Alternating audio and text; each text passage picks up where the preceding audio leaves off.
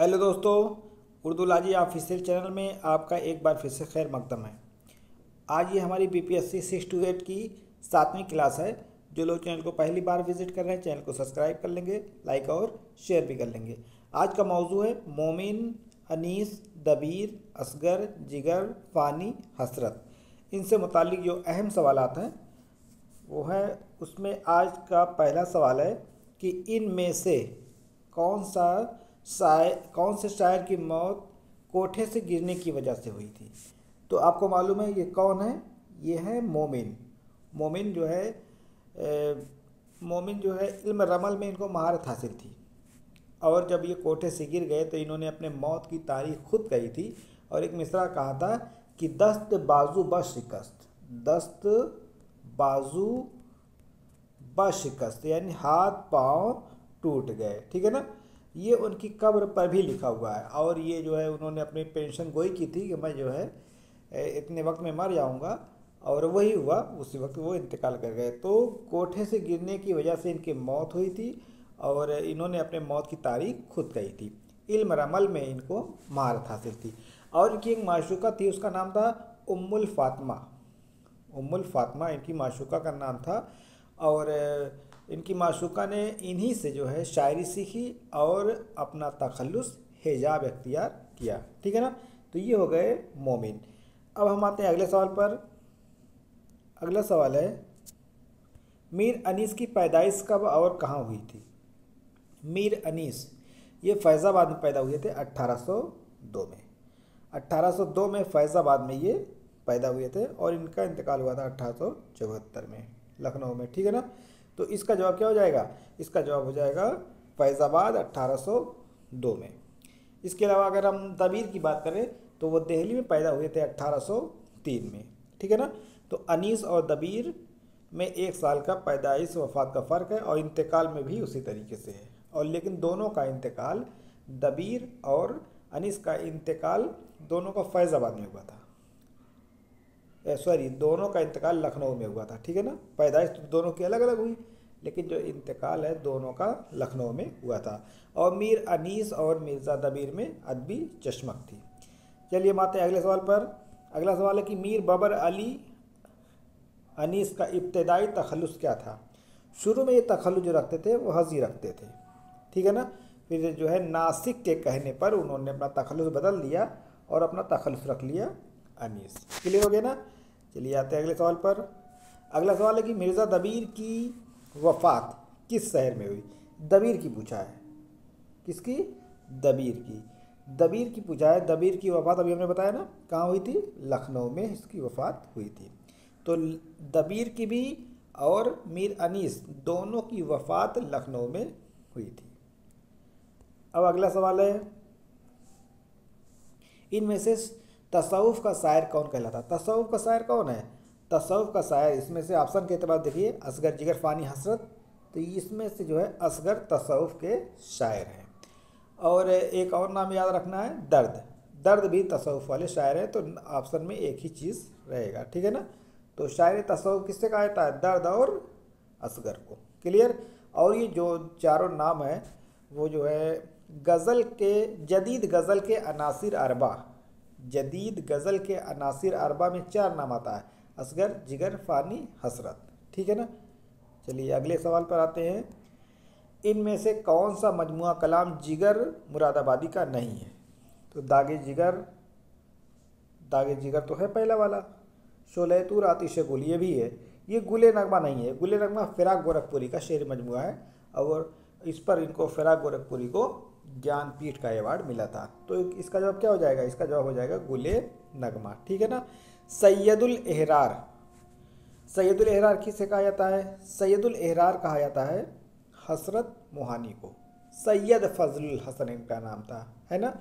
असल नाम जो था सैयद फजलुल हसन, और इन्होंने जंग आज़ादी में हिस्सा लिया था, और इसी वजह से इनके नाम के आगे जुड़ गया एहरार। सैयद थे और एहरार जुड़ गया तो हो गए सैयदुल एहरार। एहरार के माने होता है जो जो 1947 की जंग आज़ादी में जिसने हिस्सा लिया हो। ठीक है ना। उसी के नाम के आगे एहरार जुड़ता है।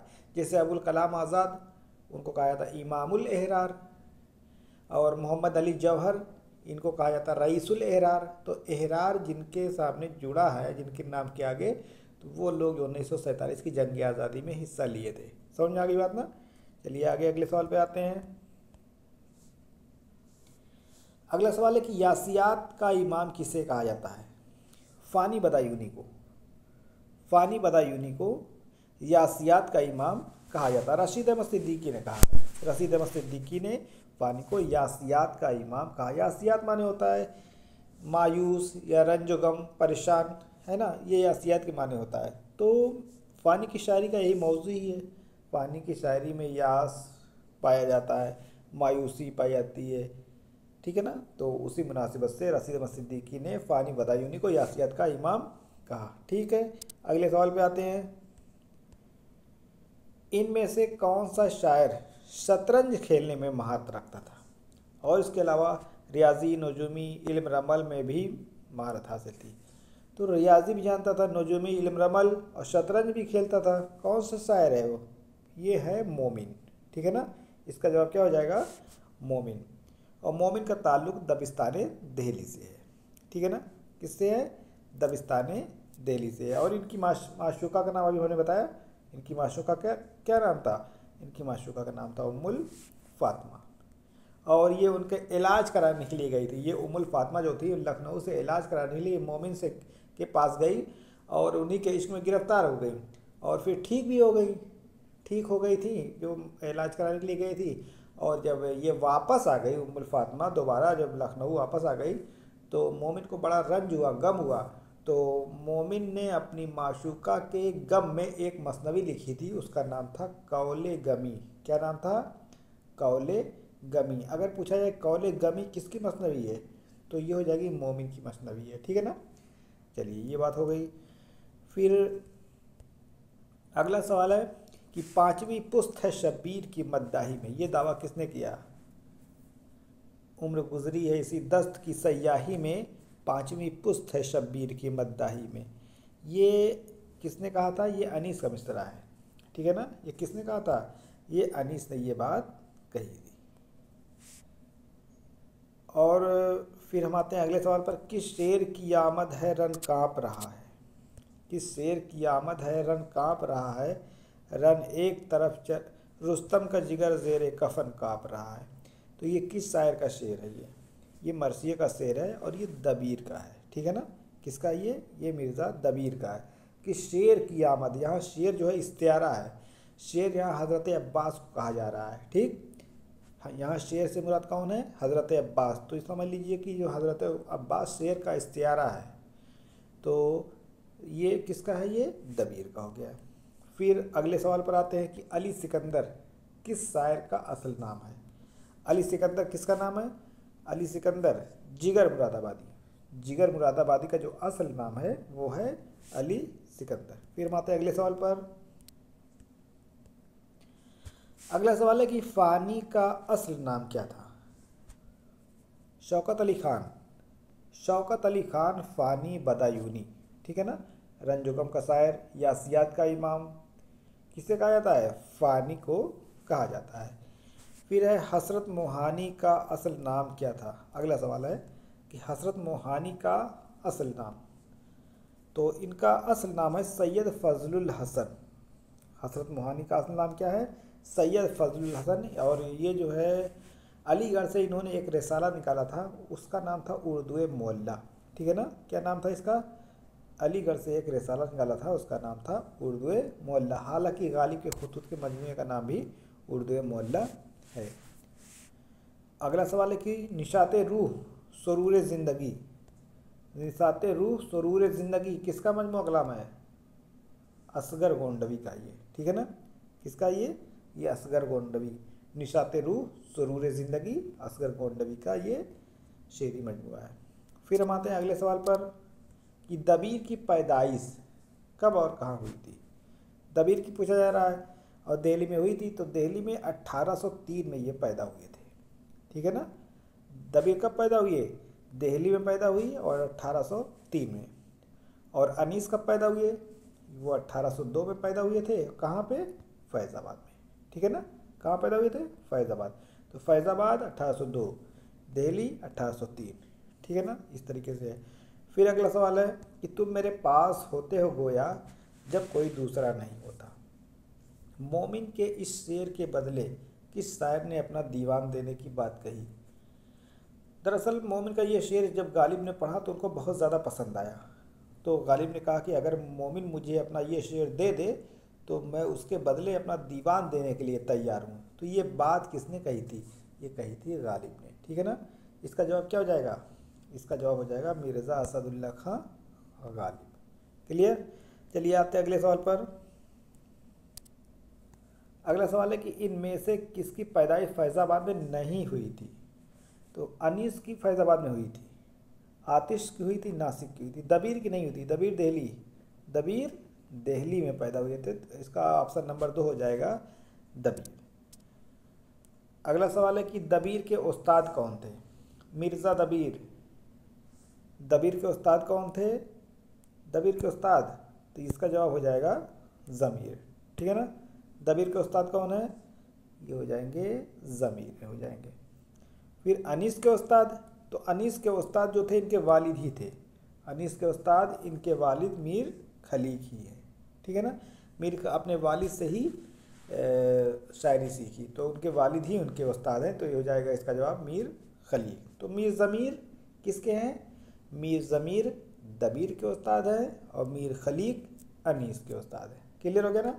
चलिए आगे आते हैं अगले सवाल पर कि मीर हसन रिश्ते में मीर अनीस के क्या लगते थे। मीर हसन रिश्ते में क्या लगते थे।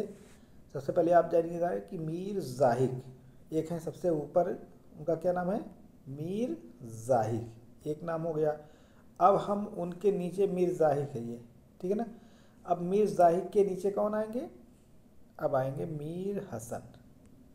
ठीक, फिर आएंगे मीर खलीक, अब कौन आएंगे, मीर अनीस। ठीक है ना, मीर अनीस हो गए। तो मीर अनीस से मीर हसन का क्या रिश्ता था, तो दादा हुए। अरे भाई, मीर अनीस के वालिद मीर खलीक हो गए, मीर खलीक के वालिद मीर हसन हो गए। तो मीर हसन क्या है, मीर हसन के दादा हैं। मीर जाहिद कौन है, वो परदादा हुए। ठीक है ना, सवाल चाहे जैसे पूछे जाए, ये सीरीज आपको याद रहनी चाहिए जो चारों नाम है। तो सबसे पहला नाम क्या कौन आता है, मीर जाहिद, फिर मीर अनीस, फिर मीर खलीक, फिर मीर अनीस। अब देखिए एक चीज़ है कि आपके दिमाग में आती होगी बात कि उम्र गुजरी है इसी दस्त की सयाही में, पांचवी पुस्त है शब्बीर की मद्दाही में। ये किसने कहा था, ये मीर अनीस ने ये दावा किया था।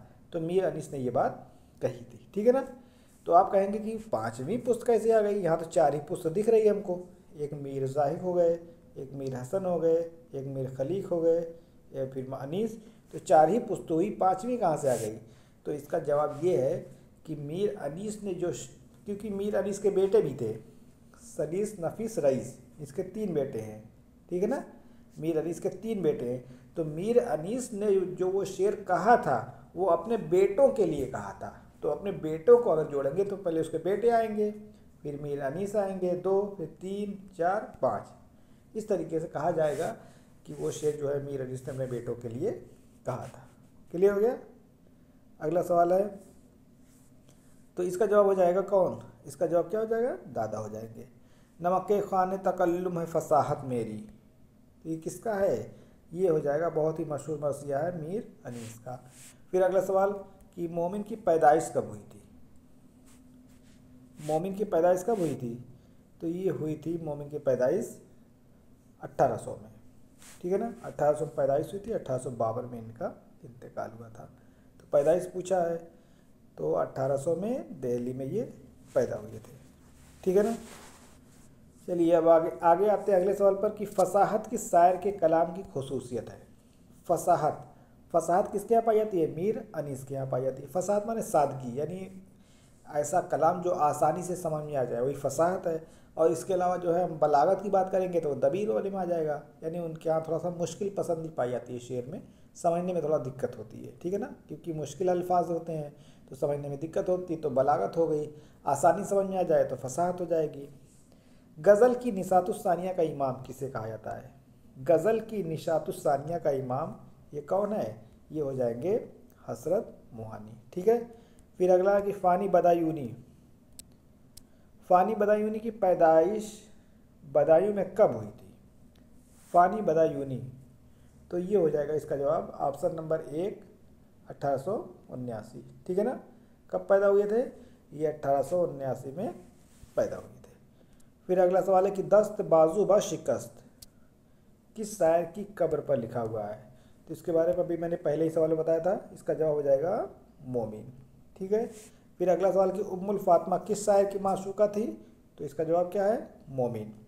फिर अगला सवाल, इनमें से किस शायर ने तहरीक आज़ादी में हिस्सा लिया और वो स्वदेशी तहरीक का हामी था? तो तहरीक आज़ादी में जो हिस्सा लिए हैं कौन है वो है हसरत मोहानी। और स्वदेशी तहरीक मतलब कि अपने मुल्क में बनी हुई चीज़ों को जो है इस्तेमाल करना, वही स्वदेशी तहरीक हो गई।